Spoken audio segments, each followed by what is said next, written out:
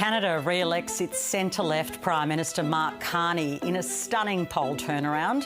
What does it mean for Australia's election? I'm Patria Karvelas, live from the lands of the Wurundjeri people in Melbourne. Welcome to Afternoon Briefing. Canadian Prime Minister Mark Carney has won the nation's federal election. It's a massive turnaround for Carney's Liberal Party.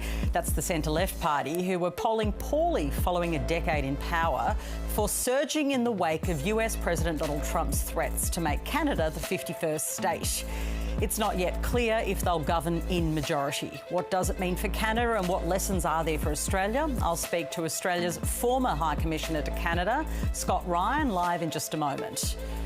The government will offer $2 billion in concessional loans to state governments to help unlock housing supply faster. The loans will be negotiated over the next 4 years and are designed to overcome obstacles in planning at a state level where they need more finance. Is this enough to reach the government's lofty goals of building more houses? I'll speak to the Greens leader, Bandt, later this hour.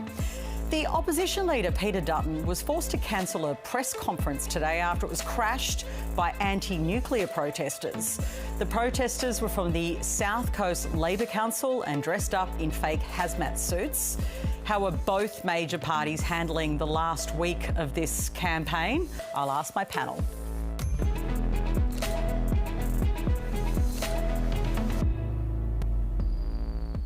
Let's begin with our top story today, the result of the Canadian election. Prime Minister-elect Mark Carney just addressed his supporters in Ottawa. The issue of US President Donald Trump and the role he played in the election was front and centre in his speech, with Carney keen to establish that relations between the two nations have changed. Our old relationship with the United States, a relationship based on steadily increasing integration, is over. The system of open global trade, anchored by the United States, a system that Canada has relied on since the Second World War, a system that, while not perfect, has helped deliver prosperity for a country for decades, is over. We are over the shock of the American betrayal, but we should never forget the lessons. But you're going to take us forward. We have to look out for ourselves, and above all, we have to take care of each other. Australian Prime Minister Anthony Albanese, for his part, made brief comments about Mark Carney's victory on the campaign trail today. Asked about how Mr Carney stood up to Donald Trump, the Prime Minister noted both Australia and Canada would stand up for their national interest. It's good that Mark Carney, I think, has shown in the short time that he's Prime Minister that he's determined to represent the national interests of Canada. His re-election will be a significant victory for him and his party. I congratulate him. It's important that the democratic processes take place. We should never take it for granted. He stood up long and hard to Donald Trump. Well, Mark Carney has stood up for Canada's national interest, just as I stand up for Australia's national interest. Peter Dutton, at his press conference, said he hadn't had time to see the result. To chat further about the result and the Canadian election and what it all means, really, I want to talk to someone who understands our politics, their politics. Scott Ryan was the High Commissioner to Canada from 2021 until late last year and was also a former minister in the Turnbull government. He's now an adjunct professor at the University of Canberra and my guest. Scott Ryan, welcome back to Talking to Me. Nice to be back, Patricia. What do you put this result down to? Well, this result comes down to Donald Trump. There are some contextual issues that make this important to think about here. Canada's election is bigger than ours. It's a 342-seat parliament. It has voluntary voting and it has first-past-the-post voting. It's also historically had more parties in parliament. 4 of the last 6 Canadian governments have been minority governments. They're more used to split election results. And up until 3 months ago, the Conservatives had been ahead for 18 months by about 20 points. The election of Donald Trump, the departure of Justin Trudeau, saw that turn around in the sharpest polling turnaround that anyone's seen in almost any electoral system in the world. That saw, at some points, Mark Carney as the new Liberal Prime Minister, replacing Justin Trudeau, ahead by 10 or 15 points himself in a matter of weeks. It's been extraordinary to watch, which is why, you know, you wouldn't usually get a show like ours leading with a Canadian election. We'd mention it, but it is quite consequential. Just how dramatic was that shift in Canadian opinion? Give me a sense of the Conservatives and the momentum they had, even until you were there, because it was huge, wasn't it? And there was a massive anti-Trudeau sentiment. They were heading for a record election victory, and everyone predicted that. And that, in the end, is what forced Justin Trudeau out when his own party sort of moved against him. But then Donald Trump came along, and it's hard to explain to Australians the Canadian relationship with the United States. You know, more than 3/4 of their exports go over the border to America. And when Donald Trump threatened tariffs on all of that, it had an almost existential impact on their economic growth. And hundreds of thousands of people were potentially at risk of being put out of work. And the cultural links across the border, you know, it's often called the longest undefended border in the world, are extensive. And, you know, 90% of Canadians live within about 100 kilometres of the border. So it created a sense of emotional response in Canada that ranged from anger to betrayal. And following the departure of Justin Trudeau, Mark Carney's only been Prime Minister for about 8 weeks. He's not even a Member of Parliament until today. He became Prime Minister without being a Member of Parliament, and then went to the polls quickly to try and capitalise on his background as a central banker. But what's really interesting, I suppose, is over the last week, this result has probably surprised everyone. If you go back 2 weeks, the Liberals were probably expecting to get closer to 200 seats. They were nearly 10 points ahead of the Conservatives. A week ago, they were 6 points ahead of the Conservatives. And today, it's going to be another minority government, and they're less than 1% ahead of the Conservatives, and only a few seats separate them in the Parliament. So there's every chance there could be another election in less than a year. Really? Is that just wishful thinking from you? I mean, you are, can I say, historically on the Conservative side of politics here. Is it wishful thinking? Well, like, why do you think that? Well, Canada has in the past elected minority governments and then had elections soon after. And at this stage, the best assessment is that no side in Parliament will have a majority. The Liberals will get close to it. You need 172. They're currently sitting on about 10 less than that. The Conservatives have gained 25 seats and are sitting on about 150. And this has happened on multiple times in Canadian parliamentary history. A minority government gets elected, and then soon after there's another election, which might often lead to a more certain result. And that's why 4 of the last 7 governments have been minority governments. Yeah, that's right. I mean, they're a lot more used to them than we are. Just talk to me about how the Conservative leader was really... It made it very difficult for him to message after Donald Trump basically was inaugurated. Like, what were the changes in the campaign for him, given Trump was seen as such a threat? Well, before Donald Trump's re-election and Justin Trudeau's departure, the election, as the Canadian pollsters will tell you, was about the same issues that we see here. It was about cost of living. It was about, in their case, a longer-term government and a desire for change after 10 years. But the threat posed by the tariffs and the language about the 51st state, which is bizarre and also hard for Australians to understand how deeply felt that is in Canada and how deeply offensive it is to Canadians, changed the nature of the election to become a combination of those issues and who can stand up to Donald Trump. And so electorally what happened is there's a left-wing party called the New Democratic Party, which used to get 10, 12% of the vote. Its vote has basically collapsed, and most of it has gone to the Liberal Party, the Liberal Party in Canada. Both sides have had major swings to them from minor parties. It's just that the swing to the Liberal Party was slightly larger than the swing to the Conservatives. The Conservatives have won about 25 additional seats. The Liberals have won about 8 additional seats, and they've both had about an 8 to 10% swing towards them. Yeah, and that's fascinating, isn't it? I mean, as you know, and I know you're trying to move away from Australian politics as much as you can and commenting on it, but we are in a very different situation where it looks like, and we do have compulsory voting, but we have got people moving away from the major parties. Is this like a ringing endorsement of the major parties over there? Like, what's going on?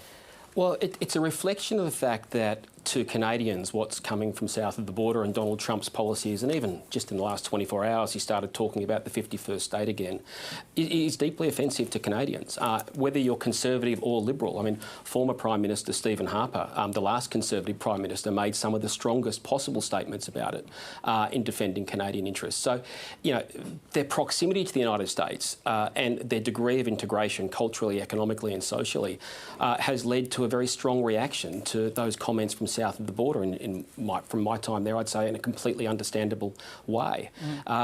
What's interesting, though, is that this is the highest vote share for the two major parties in Canada in a century. The last time they both got over 40% of the vote was 1930. And the Conservatives, while they haven't won, have actually got a higher share of the vote than they did the last time they did win. So it's quite an extraordinary result by Canadian standards, who aren't used to two-party contest in many ways. No, absolutely. And so there was also, you know, in terms of the Conservative campaign, and I'd just love you to reflect on this. Obviously, there's a part of the base that, you know, probably felt some sympathy with some parts of Trump or Trumpism. Was that an issue for the Conservative Party in being able to speak out against Trumpism and message to the wider electorate? Look, I don't think so. There is a sort of a Trumpist-style party, a MAGA-style party, as one of the former Conservative ministers called it in Canada, called the People's Party of Canada, and its vote collapsed. It's less than 1%. So that particular part has never been a big element in Canadian politics, and today's election result shows that. Canada does have a more regional voting pattern, so you do tend to have parts of the country that tend to stick with certain parties. But the biggest dynamic here has been what they call tactical voting. So a lot of new Democratic Party voters have decided to vote Liberal to stop the Conservatives because they wanted a Liberal government to argue with Donald Trump. But interestingly, in Ontario and the suburbs of Toronto, which traditionally decide Canadian elections, the collapse of that party seems to have not helped the Liberals. And the union base of that party, it's a left-wing party, seems to have responded to a multi-year campaign by the Conservatives to tap into unionised blue-collar workers. And there are certain areas around Toronto where they have done much better than expected, which sort of explains that while they haven't done as well as they hoped, the Conservatives have done a lot better than they feared. There's a thing that, you know, lots of people are writing about at the moment, and I put my hand up for, you know, entering this world, called the Trump bump, that incumbents who were on the nose have got a bump from Trump because voters are looking and thinking, we don't want that over there. How much is that the phenomenon, and can you see some of that reflected in Australia? Well, yeah, there's no comparison to the Trump impact in Canada as to Australia. I mean, it's existential to Canada. It's in supermarkets, they are turning and taking, putting labels on the shelves to say what's made in Canada and what's made in America. Their bottle shops have removed American alcohol. There's a whole buying campaign. The tourist numbers to some parts of America are down by 70% just from Canada across the border. So the campaign there and the reaction there is nothing like it is here. What I would say, though, is that the uncertainty that the US administration has, you know, entered into the world through trade agreements being negated, through other announcements, I think that makes it harder for oppositions. You know, in an era of uncertainty, change sort of has a higher threshold. I think that's the major impact you see elsewhere in the world. In Canada, it's very personal. In Canada, it's about a sense of betrayal that a country that they have been so close to and so integrated with, they feel has suddenly become not a great neighbour. No, it's not acting like a very friendly neighbour, that's for sure. Mark Carney is a pretty, you have to say on paper, sensational candidate, right? Like, head of their central bank, head of the UK's central bank. His kind of CV is almost unmatched in many ways. How much is that a factor here too, Scott Ryan, that he came with just pretty high credentials? I think because of the threat to the Canadian economy and particularly the auto sector in southwest Ontario, south of Toronto, where hundreds of thousands of people work in what is effectively an integrated automotive manufacturing sector with the United States and has been since 1965.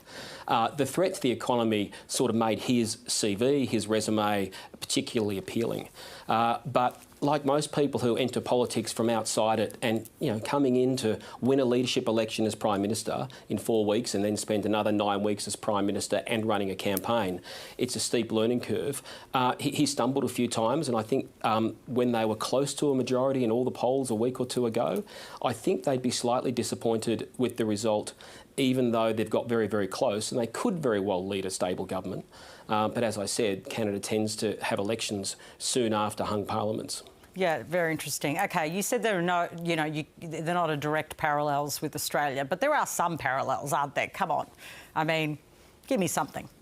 Well, I think the key thing is that in an era of uncertainty, and no one could deny that the Trump administration has created a lot of uncertainty in the world, whether that be about security arrangements or trade arrangements, and particularly for Canada, it's both. They've got, NORAD with the United States, they're part of NATO with the United States. And I think when you have that degree of uncertainty, that makes it harder for oppositions. I think that is the main impact that it's had on Australia. Yeah, that's a really interesting point. Scott Ryan, always great to speak to you. Congratulations on your new role, of course, too, in Canberra. I appreciate your time. Thanks, Patricia. Well, back on the domestic campaign trail, opposition leader Peter Dutton visited the marginal New South Wales seat of Gilmore with local candidate Andrew Constance today, promising some funds to build a pavilion at the local league club. He was all set to do a press conference before some anti-nuclear protesters from the South Coast Labor Council interrupted, forcing Mr Dutton's media minders to whisk him away and cancel their media doorstop. Now, here's how it all played out. Really good thing to do. Good habit. Yes, I think we're right here. This is the epicentre. It's very clear.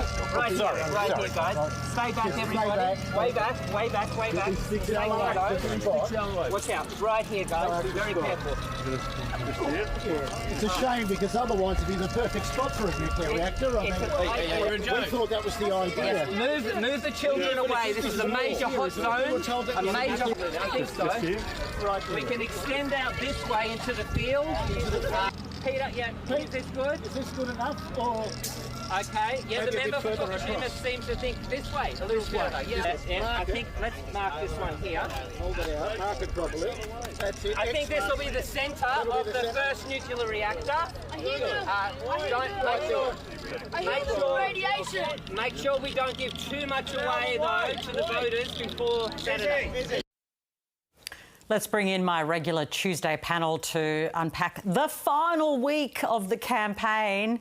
Sean Kelly is an author and columnist with the 9 papers and is a former advisor to 2 Labor Prime Ministers. Andrew Carswell is a former Prime Ministerial advisor to Scott Morrison and now works as a consultant. Welcome to both of you. And wow, we've made it to the very end. This is, in fact, our last panel analysing this incredible election before we go to vote. Let's digest it next week after we know the result.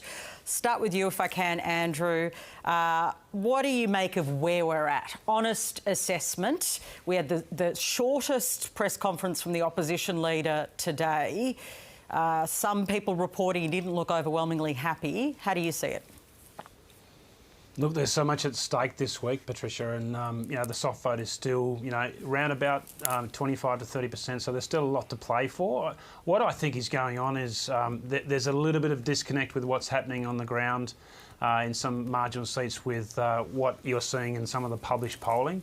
The coalition remains, somewhat confident of picking up some seats where others may see folly. But what I think is really happening is that for the first time, I think in a very long period of time, the combined vote of One Nation and Clive Palmer's crew will actually be on par, if not more, than the Greens vote. And from that point, off that higher base, you're going to see a higher return of preferences flowing back to the coalition. The last election we saw about 65%. This time around, you're going to see about 73, 74, 75%. So there's still a lot to play for, particularly in the outer suburban seats where you're going to see some pretty wild swings and some surprises on election night. Yeah, I think that it is unpredictable in that sense. Sean, what's your read? I think that people have struggled to become very interested in this election. I think that this week has given them nothing much more to be interested in. I think that that's an enormous difficulty for Peter Dutton. I mean, I think in the end it's been quite a low energy 4 or 5 weeks, and I feel that that's because there hasn't been a lot of drama, and part of the reason for that is Peter Dutton hasn't really got off the mat. You know, there kept being these opportunities to reset, to regain momentum, to take a stand, to launch a significant attack on the Albanese government. And I just don't think that any of those have really injected momentum back into Peter Dutton's campaign. And here we are a couple of days in. I wrote yesterday in yesterday's column for the Sydney Morning Herald and The Age that Peter Dutton drastically needed a different week from the previous 4. And already we've had, you know, he was talking about the hate media, and then Jane Hume walked back those comments, then Peter Dutton doubled down. We have a confusion over the working holiday visas and exactly what the Coalition's policy is on that. And look, Patricia, none of those are decisive issues. I said a few times at the start of this campaign, these things that people are pointing to as Peter Dutton disasters, I didn't really think were huge issues. I didn't think that opposing Labor's tax cut was necessarily a mistake. I thought that backflipping on work from home when he did it early in the campaign was the only move he had. He did it pretty well. He did it quickly. But the problem has been this accumulation of low-level mistakes, such that, every day the mistake made is kind of fighting for attention with this mistake made on the previous day. And I can't see how Peter Dutton can land a significant message on Anthony Albanese in that type of environment. Yeah. Look, there was also, Andrew, the Welcome to Country discussion, which, I've heard a lot of analysis saying this plays well for Peter Dutton. But is that really a vote switcher in the final week, in your view? Like, do people go, I'm going to change my vote because of Welcome to Country ceremonies? I think the only thing that's going to change people's votes is economic messaging. And that is what we've been waiting for this week, and it really hasn't landed to this date yet, and it needs to be. This is the only thing you need to hear from the Coalition this week, what we will do better on the economy. And, we're 2 days into this week and it really kind of hasn't landed yet. It needs to. It's the only thing that people need to hear from the Coalition this week, because Peter Dutton is very good and the Coalition are very good at itemising the pain of cost of living and pulling faults for what the government has done on cost of living and the economy more broadly. They're very good at itemising that pain. But it's time to really, really sharpen the message on what we will do better, what the Coalition will do better, and that's the message that kind of needs to land this week. It kind of hasn't been there yet. No, it hasn't. Not that I think we can see, like, in a fair, objective way. You look at it and you go, well, there's a few muddied messages. That's the issue. Andrew, there was the interview last night on Sky. Tonight again, the opposition leaders going on with Paul Murray. What is this strategy about? Because, and I'm not, I know these people, I'm not trying to be critical of them, they can do what they want, but I'm confused. Doesn't he need to be winning the broad centre? He does, but there's a lot of leakage from the Coalition primary that's going to minor parties. And as I said before, a lot is coming back, 75% is coming back, but you still need to boost your primary up to that point. So it's important to still speak to those audiences where there may be One Nation voters, where there may be those that are flirting with voting with Clive. So it's important to kind of be broad in your approach as well, and to narrow cast your message into that audience. But sometimes in those audiences he can go off message because of the kind of questions he gets. Sean, isn't that a danger for him? Or maybe he's decided it doesn't matter, because he has gone into some of those culture war areas this week where I think he was avoiding them previously. Look, I think that's exactly it, Patricia. And I keep coming back to a really interesting comment Andrew made on an earlier panel discussion, which is that he'd been told that whenever Peter Dutton tried to show his softer side, he ended up losing votes. And I think this has been the dilemma that Peter Dutton's faced. He went into the campaign, it was pretty clear that he was being told, for good reason, I imagine, that he needed to broaden his appeal, that he had some strengths with voters, but that he needed to appeal to a wider group of voters. He needed to appeal to women, to professional women. So you saw all of these attempts to soften his image. You saw him steer away from the types of topics that he's normally concentrated on. And I just wonder if he's kind of got to this last week and gone, none of this has worked. I've been told to do these things and it hasn't been working. I'm going to go back to doing what I've built my career on. And suddenly we've got him talking about Welcome to Country, hitting out at journalists, talking about the hate media, going on Sky. You might, if you were really being pessimistic about Peter Dutton's campaign, I guess you could say he's trying to shore up the base ahead of what may be a leadership contest after the election. But I tend to think it's more just about going back to the things that he knows. And fair enough. I don't like it. I think the discussion about Welcome to Country has been pretty disgusting, to be honest. I think the fact that we're suddenly having a national discussion that's been provoked by comments made by neo-Nazis and that the opposition leader has leaned into that is a pretty awful thing for our national debate. But I can understand at a personal level why Peter Dutton would say, I am going back to being the Peter Dutton I've always been, and that allowed me to rise in this party. Andrew, is there a bit of that? Because Peter Dutton is more comfortable in that space, national security, talking to fellow travellers. Do you think that's what's going on? I think Sean's hit the nail on the head there. I really do. Look, you have to be yourself in a campaign. Otherwise you get found out pretty quickly. Peter is at his best when he's showing strength of leadership. And that is what has drawn particularly men to his corner. And we're seeing that around the world. Strong leadership on the Conservative side is drawing young men to the Conservative side of politics. So I think leaning in on that is important, but you still need to frame this last week, not through those minor issues, but through the economy, because that is where the soft vote lies. So the soft vote will determine the decision this week based on the economic messaging from either side. Yeah, well, the economic messaging is what's kind of a bit shaky. I feel like, just finally, before I say goodbye to you both, but you're coming on next week, yeah? You're going to help me understand the result, yes? Deal? Canada. We've just had the most extraordinary result in Canada, and it felt to me, Sean, that the Prime Minister just really wanted to make sure that he commented on the Canadian election and really make sure that he links himself to this Mark Carney figure as much as he can, who stood up to Trump. What's your analysis? Well, yeah, I think it's less about Mark Carney and more at taking any opportunity at this point to introduce Donald Trump back into the campaign in a way that isn't going to be diplomatically troublesome. I think Scott Ryan was absolutely right before. Canada is not Australia. It is an existential issue for Canadians. The Trump attacks in a way that it just isn't for Australians. But, as I've said multiple times in this program now, Trump has absolutely been decisive in this campaign, and of course the Prime Minister would be mad not to try to make sure that is at the front of voters' minds as we go into this final week. Yeah, the Trump factor, the Trump bump as it's known. Andrew, is that how you see it? Well, yeah, Trump's been a wrecking ball through the coalition's campaign. There's no doubt about that. And it's not necessarily the direct links that people are making between Peter Dutton and Donald Trump, whether that's fair or unfair. He's running the wrecking ball through Conservative politics across the world. Pierre is the latest victim of that, and Dutton may be the next victim in that. But you're looking at the UK as well.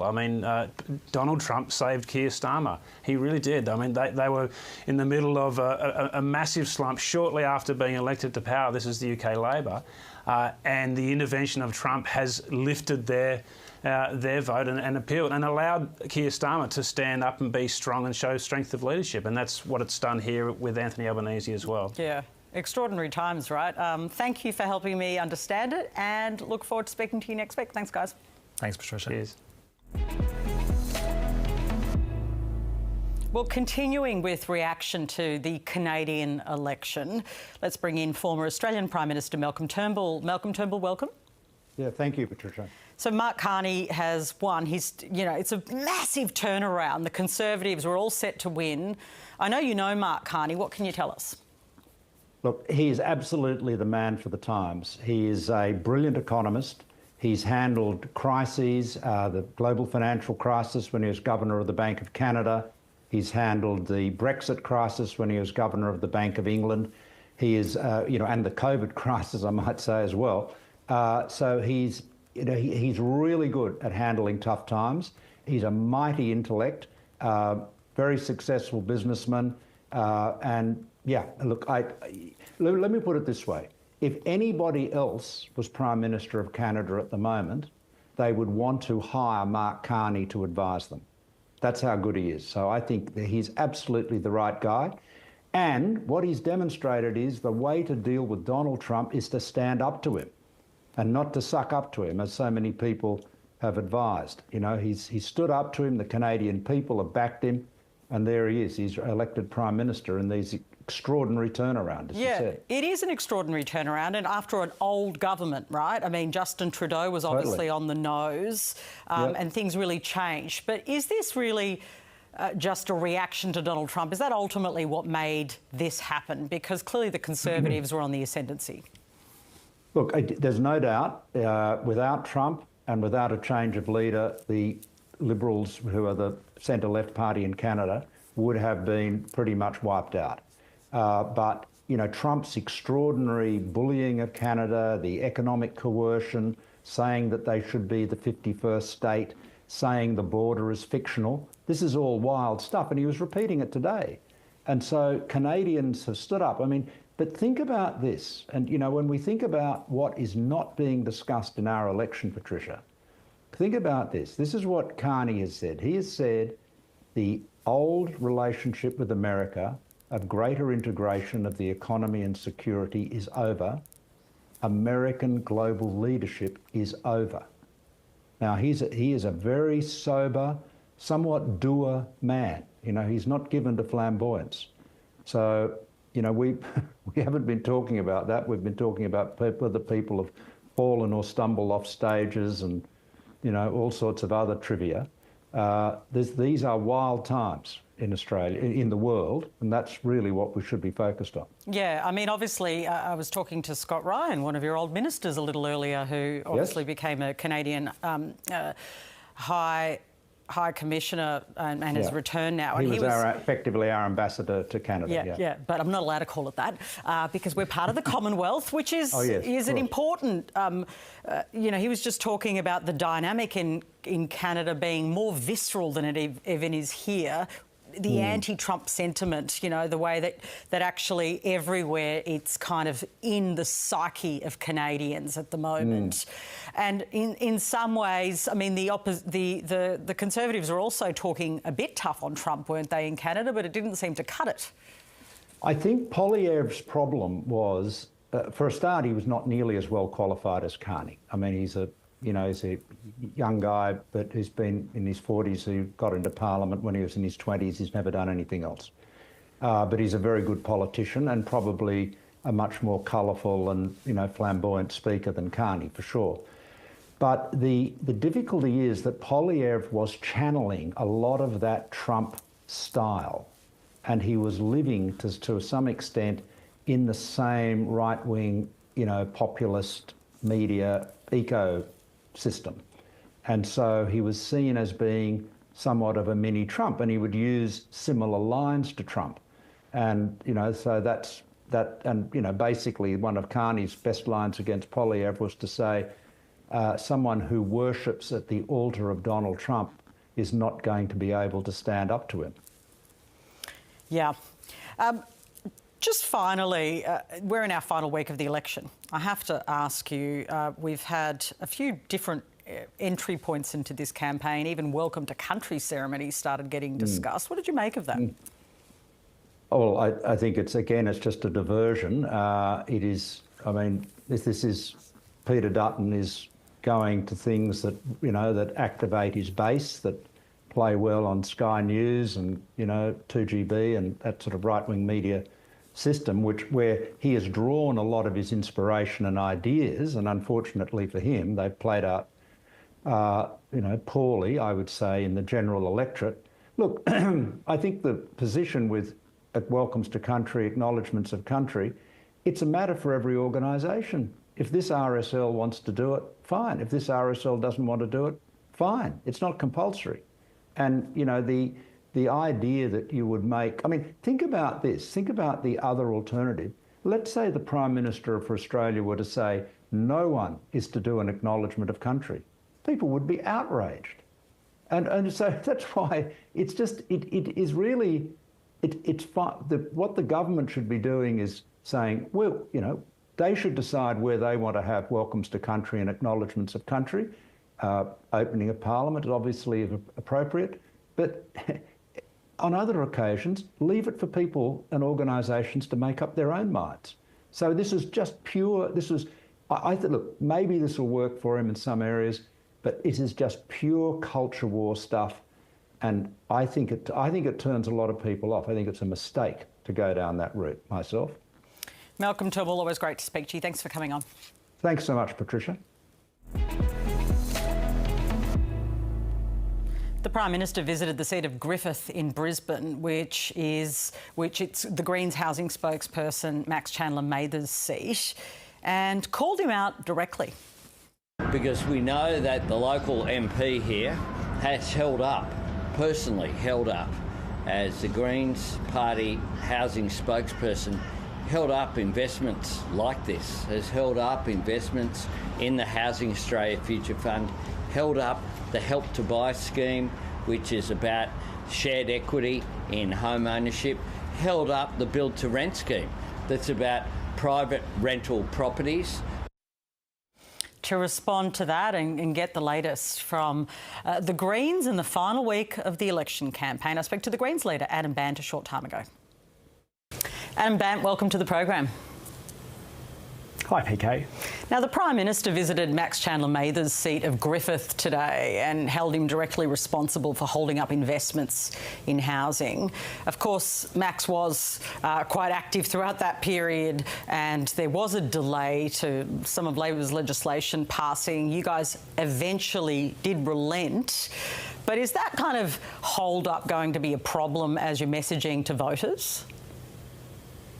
Well, I thought it was pretty brave of the Prime Minister to go to Brisbane to spruik Labor's policy of unlimited rent rises and $180 billion in handouts to wealthy property investors, and sending already unaffordable house prices soaring by 8 to 15%. And I think with the experts saying that Labor and Liberals' housing policies are a dumpster fire of bad ideas, people realise that you can't keep voting for the same two parties and expecting a different result. And I mean, as to Max Chandler-Mather is the member for renters and first home buyers. He's done more than anyone in Parliament for renters and first home buyers, including through the negotiations that the Prime Minister was referring to, securing an extra $3 billion for public and community housing, money going out the door now that was never on the table in Labor's original plans. But look, if the Prime Minister is more worried about evicting one of the few renters from Parliament than actually fixing the housing crisis, I'd suggest he's got his priorities wrong.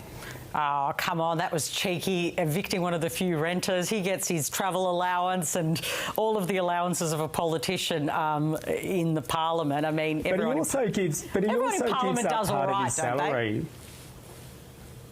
Sure, and Max Chandler-Mather gives up part of his salary to fund free school breakfasts for students in his electorate. Like he's in the corner of the people in his electorate. I think people realise he's fighting for renters and first home buyers, and the Prime Minister is, of course, entitled to say what he wants, but it's only because of Max Chandler-Mather that we're now having this conversation about the third of the country that rents and the rights that they're entitled to, and also winding back those tax breaks, those handouts, $180 billion in handouts that are going to wealthy property investors that are tilting the playing field against first home buyers. He's managed to achieve that. Just give me a sense of what success looks like for you as a leader. Do you Are you holding yourself to the ambition that you will hold all of those extra, Brisbane seat gains that you made at the election? Look, that's our goal. We've got seats in the Senate and in the House of Representatives, and we'd like to hold all of them, and we're within reach of winning seats right across the country as well. Samantha Ratnam in Wills and Sonia Simmons in Macnamara are running terrific campaigns. Mandy Nolan in Richmond only needs a 1.8% swing to win. And of course, Katie McCusker in Sturt and Sophie Greer over in Perth are running amazing campaigns there as well. Now, we take nothing for granted. And I know from personal experience that the first time around when you go for re-election, everyone said I was going to lose my seat, and we had Labor and Liberal working together against us. And of course now we've got billionaire groups like Advance in the mix as well. So we take nothing for granted, but we've got 3 terrific local members in Brisbane who have worked really, really hard and backed their communities. And I guess we're going to know soon enough what the result is. But I do think that on these big issues, the cost of living crisis, the housing crisis, the climate crisis, people understand that we've got a real opportunity now. Those seats in Brisbane, like Peter Dutton's only pathway, potential pathway to the Lodge, runs through Brisbane, and keeping Brisbane green will keep Peter Dutton out. I spend a bit of time campaigning up there, and I think people really appreciate having MPs who will put these ideas on the table, like free childcare, dental into Medicare, that otherwise wouldn't get there. So we're hopeful that our goal is to retain the seats that we've got, grow as well, and with a minority parliament likely, that offers up some really exciting opportunities in a few days' time. So do you have to go net forward in your metrics? Is that success? Like if you go backwards, like you lose a seat in Brisbane but you gain Wills, is that success for you in terms of your own leadership? Well, of course, we'd like to go forwards to hold the seats that we've got and gain new ones. And I think the reason... But if you don't, I'm just trying to get you very obviously, you know what I'm doing here. I'm trying to say that if you lose a couple, would you step down as leader? Or is that something that you would take as a message about you, or would you keep fighting on? Look, I've set out what we hope to do to hold the seats that we've got and to grow them. And really, at the end of the day, like what this is about is, can we, in a couple of weeks, a couple of days' time, when we'll know the outcome of this of the election, if we do have a minority parliament and there are Greens in there, we're going to be in a really good position to keep Peter Dutton out and push Labor to act on things like dental into Medicare, making childcare free, wiping all of student debt, stopping opening those coal and gas mines, ending native forest logging. And to us, at the end of the day, you ask what the metric is. It's like, can we get things done for people on the planet? And last time there was a parliament like that, we got dental into Medicare for kids, a pretty good result. And now we want to go and get it in for everyone. That's, I guess, the metric that ultimately matters to most people, is like, can we actually get Parliament to tackle the big issues? The Prime Minister says no deals, and he doesn't want to deal with the Greens. So, given he said that, he doesn't want to sign a formal agreement with you. What is an alternative? Does that mean supporting Labor in terms of supply and then dealing over individual legislation? Look, firstly, as I said before, I'd just be astounded if anyone in Parliament, including the Prime Minister, refused to respect the will of the people. No, that's not what he says, though. I want to just clarify, because he has been clear. He hasn't said that, he's going to go to another election, unless I've missed it. He just says he doesn't want to do a formal agreement, right? So that means that you won't kind of sign a piece of paper. Do you accept a different format? Because you say you won't support Peter Dutton, so in many ways you've limited your own hand, right? By choice, but you have said you would only support Albanese being Prime Minister. And there's a reason for not supporting Peter Dutton, especially as this campaign goes into its final week and the wheels start coming off Peter Dutton's campaign. You're seeing the mask starting to slip. You're seeing the face of hard right hate starting to get exposed, and we want to keep Peter Dutton as far away from the lodge as possible. But what then has to happen is we want a parliament to run for a full 3 years. We want it to deliver stable, effective and progressive government. And look, to come to your question about what happens in that situation, we would go into any discussions with our principles, but with an open mind and in good faith. And we understand that we may not get everything all at once. We understand that there are some big changes that we're pushing for, but if we get even one of them, it would be a significant result for people to get dental into Medicare, for example. What does it look like in terms of what is the arrangement? Totally open-minded about that and prepared to have those, I guess, good faith adult discussions about it, because that's what people expect. Because I think that's the flip side of having more voices in Parliament, as the polls are suggesting. When you've got a third of the country, and some polls suggesting up to 40% of the country about to vote for someone other than the two major parties, when you have more voices in Parliament, the flip side is the obligation is on those of us who are there to work together to get outcomes. You know, my colleague David Spears was talking to you and has talked to Greens about, you know, the change in emphasis of your campaign. Even last night you came on Q&A, and I suggest people watch that episode. You also revealed that Tony Abbott asked you for support, which I'm still, you know, trying to work out in my mind. But, you know, you talk a lot about domestic issues now. Is it an acknowledgement that when you were focusing on, for instance, the war in Gaza and other issues, ultimately Australians want you to look here at home? Well, I think we've been doing both and continued to do both. And like, it is, since, I think it was about October of last year, we launched our campaign for people to see the GP for free, and then Labor came on board and adopted part of it. Similarly, it was going back a year ago, we outlined our plans to make big corporations pay the fair share of tax on their super profits, all at the same time as saying that we want the Australian government to start to step up and put some pressure on to end the invasion of Gaza. And I think all of those things matter to people, and all of them can be pursued in Parliament together. And we've got, I guess, what you'd call a social democratic platform going to this election. I think it's a platform that Whitlam would be proud of. We're saying, let's make those 1 in 3 big corporations that pays no tax pay their fair share, use it to fund services that will make people's lives better. But we're also saying really clearly that we've got to see an end to the invasion of Gaza and the occupation of Palestine, because that is the only way that Palestinians and Israelis are going to be able to live in a just and lasting peace where they both have their rights to self-determination respected. Just on a big story that we've been covering this afternoon, Canada and Mark Carney's win. It wasn't that long ago that it looked like the Conservatives were going to win there, and then someone turned up called Donald Trump, upending the world. What are your reflections on the Canadian result?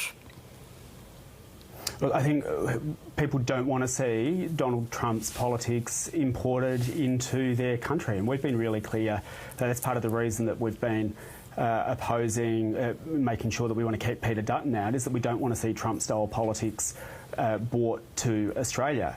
Also don't want to see Donald Trump in Australia. The Prime Minister has previously invited Donald Trump to come and visit Australia.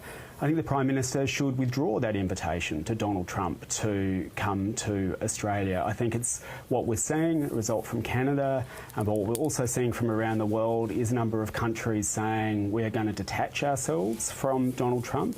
We're going to start coming up with policies that preserve democracy, that preserve things that previously we thought we'd been able to take for granted, and I think Australia should join that as well. Thanks so much for joining us. Thanks, PK. Debate over welcome to country ceremonies has escalated, as you know, over the last few days on the election campaign, with opposition leader Peter Dutton shifting rhetoric on where he stands on the appropriateness of the protocol. Over the last few days, he has said the ceremonies were overdone And despite saying they were an important part of official ceremonies on Friday, which was Anzac Day, he now says the majority of veterans don't want them on Anzac Day. Jessa Rogers is an Associate Professor of Indigenous Education at the University of Melbourne and a Wiradjuri woman. She has written a really powerful piece on this topic and I spoke to her a short time ago. Jessa, welcome to the program. Thank you for having me. Did you expect welcome to country ceremonies to become a big issue in the last week of the election campaign? No, I didn't, but as Aboriginal people, we know around election time we do often hear Indigenous issues becoming something of a political football. So it is disappointing that this has taken the focus off very important Indigenous issues that should be a focus of this period of time, but here we are, and so we're discussing it. OK, we are.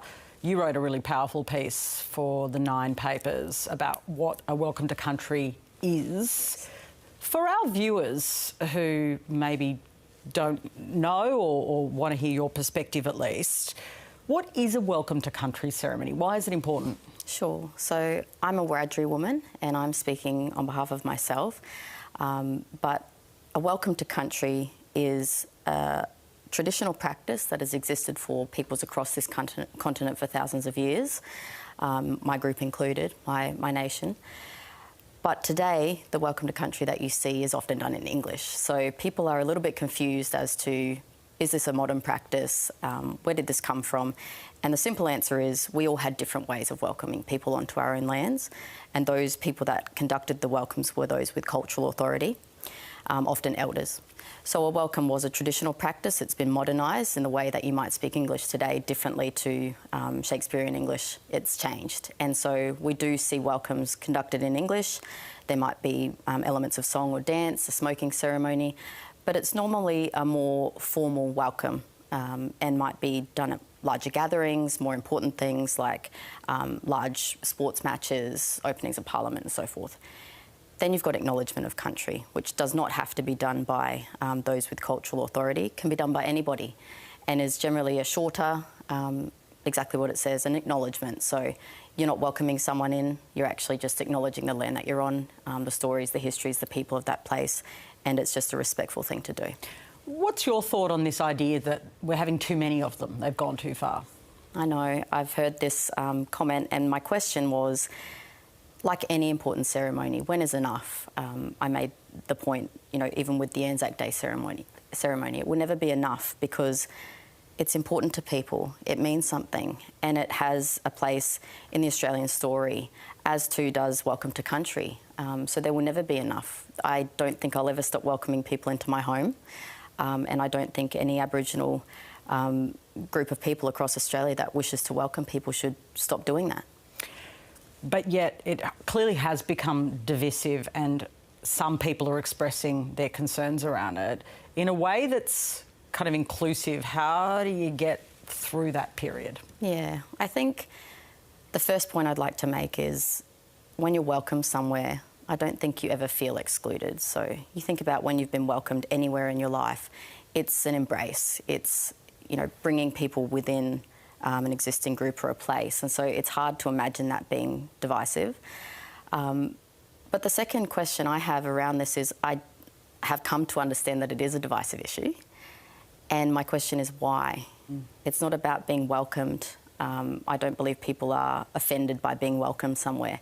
I think they're actually upset about the idea that somebody else may own that land that they're on or that it is Aboriginal land. And so I think that's the core issue that people have a problem with. They don't like acknowledging that there is a group of Aboriginal people actually welcoming them. Well, what your piece addressed is a line that I've personally heard a few times and you address it, which is, why should I be welcomed to my own country? Yeah.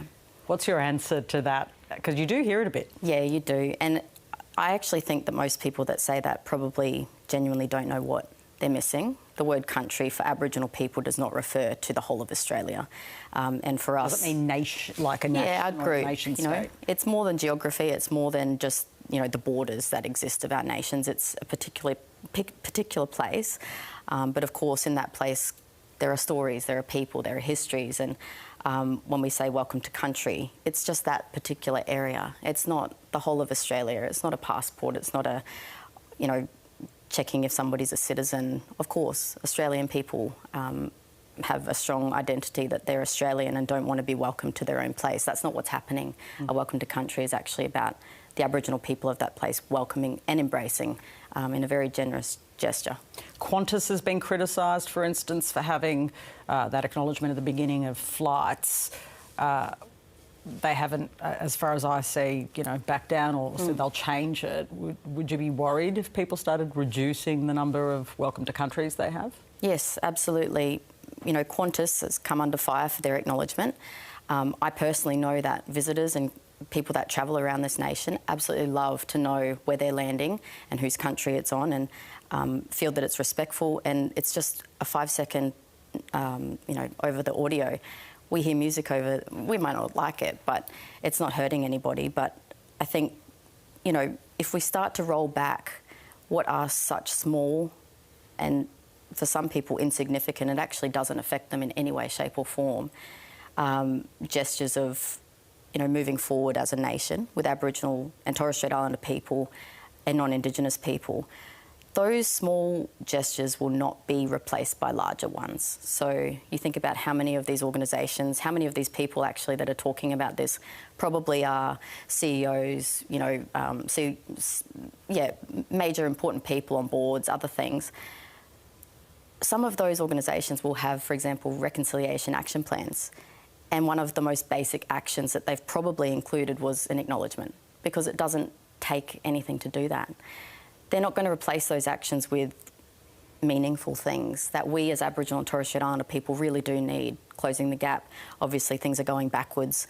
If we start saying acknowledgement of country is too much, that's like a tiny little step. And if we take that step backwards, we're just left with almost nothing. I find it very hurtful and painful to think about the fact that we're so far behind other nations across the world, including our neighbours in New Zealand, where welcoming protocols and things like that are just so part of everything that you do. But even they've been politicised recently. They've had debates, right? So they have, but look what happened. The public really stood up to that, and I think that goes to show here in Australia, I do firmly believe, and it's not just because I'm an educator, I do think it's a lack of education, and it's also a generational thing. I've got a child in early learning centres, he has an acknowledgement, welcome to country. I had a child in primary school, he's moved to high school, same thing, both schools. And then I have had a son that's just, graduated from university, and it's commonplace in our education system now. But for my generation, it wasn't there. And so people didn't get the learning that they needed, so they don't understand what we're talking about. I think when people find out the real meaning of what a welcome to country is and an acknowledgement, I do think most people won't have a problem with it. Just final question. Anzac Day has even become an issue. Obviously, there was that outrageous booing last week. But the opposition leader said he thinks even at Anzac Day, veterans don't want to have an acknowledgement to country or a welcome to country. The RSL actually says they want to stick by it. Did you find that heartening? I did, but not surprising, because within my own family, I have people within my extended family that have served. And I think there is no greater sacrifice that somebody can make than putting their life on the line. And that's what veterans are doing when they sign up. They know what it means to fight for land, people, relationships, and they also know what protocols and, ways of doing things are. And that's the same as Aboriginal and Torres Strait Islander people. We've had our own protocols for thousands of years, including welcoming people to our place. And so I think it makes natural sense that they would respect those things for another group of people. Most importantly, the First Peoples of the land that they're fighting for. And I'm very excited about the changes that are happening within that space. Over the years, we've seen war memorials and other, changes with RSLs and trying to make right and telling the truth of what happened for our Indigenous diggers as well when they came home. I think those stories are being told more and more. And so I'm very excited to see that statement had come out from the RSL. I think it was good. Jessa, thanks for coming in. Thank you.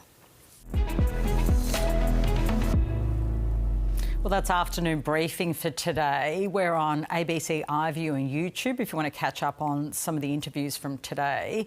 And of course, today the Canadian election result has become clear. Mark Carney has become the Prime Minister again, turning around really what was, it looked like it was going to be a landslide against the Liberals in Canada. They're the left-leaning side of politics, and it ends that they've been able to win on the back of a lot of concern around Trump. We've had two interviews dealing with that. The former High Commissioner to Canada, Scott Ryan, joined us. Former Prime Minister Malcolm Turnbull, who knows Mark Carney well, also joined us. All of that is on YouTube. Now, I'll be back, of course, tomorrow at 4 o'clock. Stay with us here on ABC News. Catherine Robinson is up next with today's top stories. I'll see you tomorrow.